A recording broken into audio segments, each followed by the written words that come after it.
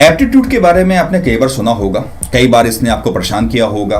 कई बार आप किसी कंपनी में जॉब के लिए ट्राई कर रहे होगे या किसी कॉलेज के लिए ट्राई कर रहे होगे, वहाँ पर भी इसने आपको परेशान किया होगा। तो ये एप्टीट्यूड होता क्या है और हम इसको कैसे डेवलप कर सकते हैं और इसका दुनिया में रोल क्या है। तो जो एप्टीट्यूड है, अगर आप उसको डिक्शनरी में चेक करोगे तो उसको कहा जाएगा आपको में टैलेंट क्या है।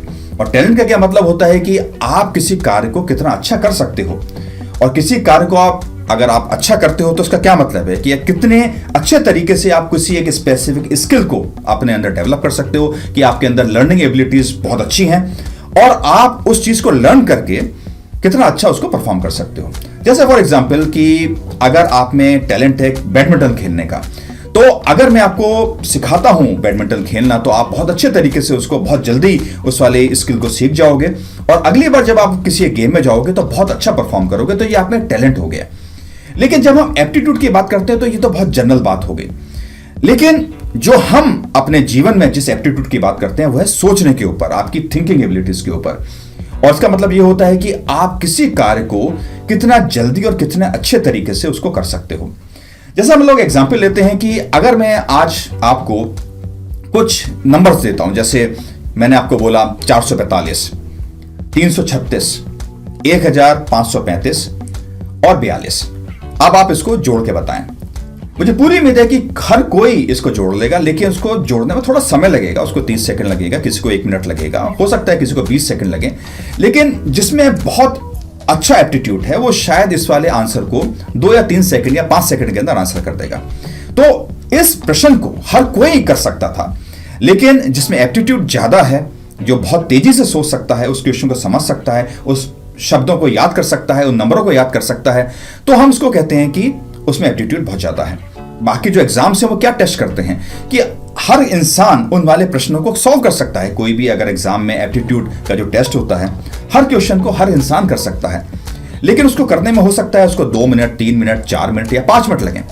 लेकिन उसमें जो एक्सपेक्टेड है, उस एग्जाम में जो एक्सपेक्टेड है वो ये है कि आप हर प्रश्न को 30 सेकंड के अंदर खत्म कर दें, तभी वो एप्टीट्यूड का टेस्ट होता है।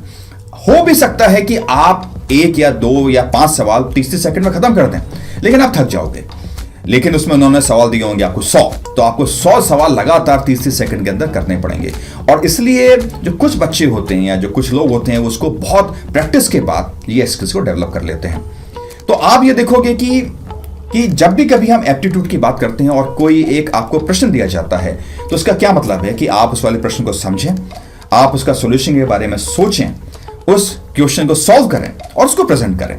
तो ये सारी कहानी होती है प्रॉब्लम को सॉल्व करने की। ये प्रॉब्लम को समझें, उसके बारे में सोचें, उसको सॉल्व करें और उसको प्रेजेंट करें, और यही एप्टीट्यूड है। और अगर आप इस वाली प्रोसेस को बहुत जल्दी जल्दी कर सकते हैं, बार बार कर सकते हैं, बहुत देर तक कर सकते हैं, तो आप में एप्टीट्यूड बहुत ज्यादा है।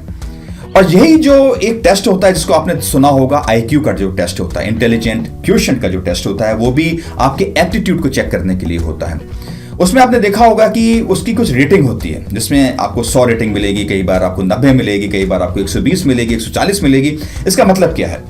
इसका मतलब यह है कि जिसकी जो 100 रेटिंग अगर आई है, तो आप अपने जो साथ के जो लोग हैं या जो बाकी ह्यूमंस हैं आपकी एज के बराबर जो हैं, आपका जो सोचने का जो स्किल है या आपका जो सोचने का जो लेवल है, आपकी जो थिंकिंग स्किल्स हैं, वो सबके बराबर हैं जो आपकी एज के जो लोग हैं। जैसे मैं एग्जांपल देता हूं कि अगर एक 10 साल के बच्चे का अगर मैं एप्टीट्यूड या आईक्यू टेस्ट कर रहा हूं और उसका अगर रेटिंग 100 आती है, इसका मतलब यह है कि उसका जो आईक्यू का जो लेवल है, उसकी जो थिंकिंग एबिलिटी है, उसका जो इंटेलिजेंस का जो लेवल है, वो अपने साथ के जो इतने भी जो बाकी 10 साल के बच्चे हैं उसके बराबर है। लेकिन अगर उसका रेटिंग 90 आती है या 80 आती है, तो इसका मतलब यह है कि वो 9 साल के बच्चे या 8 साल के बच्चे के बराबर सोच सकता है। इसका मतलब यह है कि वो अपने साथ के लोगों से थोड़ा नीचे है।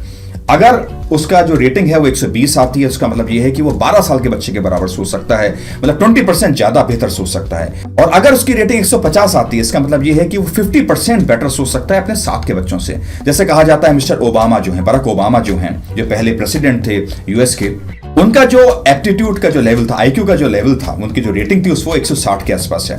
तो वो 60% बेटर सोच सकते हैं, अपने उम्र के जो साथ के जो लोग हैं उनसे बेहतर सोच सकते हैं। तो अब आपको ये बात समझ में आ गई होगी कि किस तरीके से जो आईक्यू की जो टेस्टिंग है वो कैसे की जाती है, एप्टीट्यूड की जो टेस्टिंग है वो करी जाती है। और आपने ये भी देखा होगा कि बिजनेस वर्ल्ड में आईक्यू को बहुत लाइक किया जाता है, क्योंकि जो बिजनेस है वो स्पीड पे और एनालिटिक्स के ऊपर चलता है कि किस तरीके से आप डाटा को एनालाइज कर सकते हैं, चीज़ों को समझ सकते हैं और जल्दी जल्दी डिसीजंस ले सकते हैं। तो जिसमें आईक्यू ज़्यादा होगा वो तेजी से सोच सकता है, जल्दी डिसीजंस ले सकता है, क्योंकि उसके सामने एनालिटिक्स हैं। तो अगर हम ये कहें कि जो लोग अपने बच्चों को बेहतर स्कूल में भेज पाते हैं क्योंकि वहां पर इस तरीके का एनवायरनमेंट क्रिएट किया जाता है, उनको उस तरीके की प्रैक्टिस कराई जाती है, तो इसलिए वो बच्चे जो हैं वो अच्छा परफॉर्म करते हैं। और जो गरीब बच्चे हैं वो अच्छा परफॉर्म नहीं कर पाते क्योंकि उनको वो माहौल नहीं मिलता, उनको वो जगह नहीं मिलती, उनको वो प्रैक्टिस नहीं कराई जाती। तो ये बहुत इंपॉर्टेंट है कि जो गरीब बच्चे हैं उनके पास भी ऐसा कोई टूल हो या कोई ऐसा तरीका हो जिससे वो जिन बच्चों को बेहतर एजुकेशन मिली उनको वो बीट कर पाएं। इसके बारे में मैं आपको बहुत डिटेल में बताऊंगा कि किस तरीके से जो गरीब बच्चे हैं बेहतर प्रश्नों की मदद से अपने आप को बहुत अच्छा एक थिंकर बना सकते हैं और बहुत बेहतर कार्य कर सकते हैं। लेकिन अभी के लिए हम लोग आईक्यू पे और एप्टीट्यूड पे फोकस करते हैं। तो जैसे मैंने आपको बताया कि दुनिया में आईक्यू को बहुत लाइक किया जाता है, लेकिन वो सफिशिएंट नहीं है। अगर आपको अपने जीवन में सफल होना है और अपने जीवन में प्रसन्न रहना है तो आईक्यू आपकी बहुत कम मदद करेगी, बहुत ज्यादा मदद नहीं करेगी। आपको एक कंपनी में नौकरी तो दिलवा सकती है, लेकिन उसको चलाना और वहां पे और बहुत सारी जो परेशानियां आती हैं वो उसको आपको डील करने की ताकत नहीं देती। और उसके लिए आपको चाहिए होता है EQ, जिसको हम बोलते हैं इमोशनल क्वोशिएंट, और SQ चाहिए होता है, जिसको हम बोलते हैं स्पिरिचुअल क्वोशिएंट। इमोशनल क्वोशिएंट का मतलब ये होता है कि आपके जो इमोशंस हैं, क्योंकि ह्यूमंस जो है वो इमोशन से ही बने हैं और इमोशंस उनमें रूल करते हैं, वो बहुत पावरफुल होते हैं।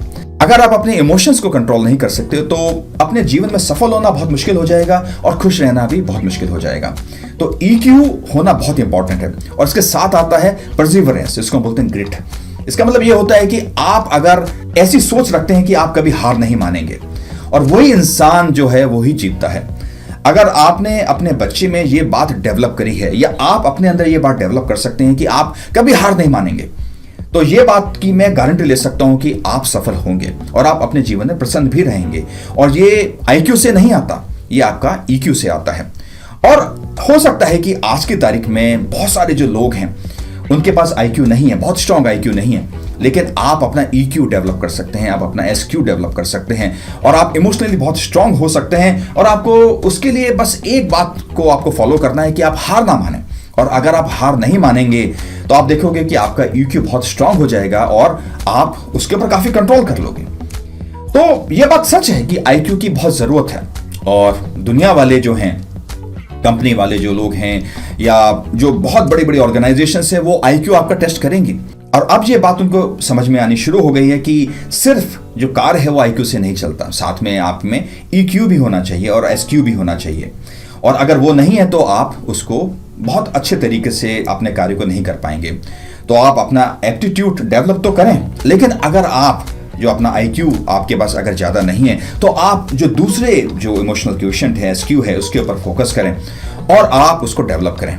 और इनको किस तरीके से डेवलप किया जाएगा हम उसको कभी एक डिटेल में एक दूसरे वीडियो में इनको आप कवर करेंगे। लेकिन आज आप इतना समझ लें कि IQ क्या होता है, एप्टीट्यूड क्या होता है, उसका क्या मतलब है, और वो सब कुछ नहीं है।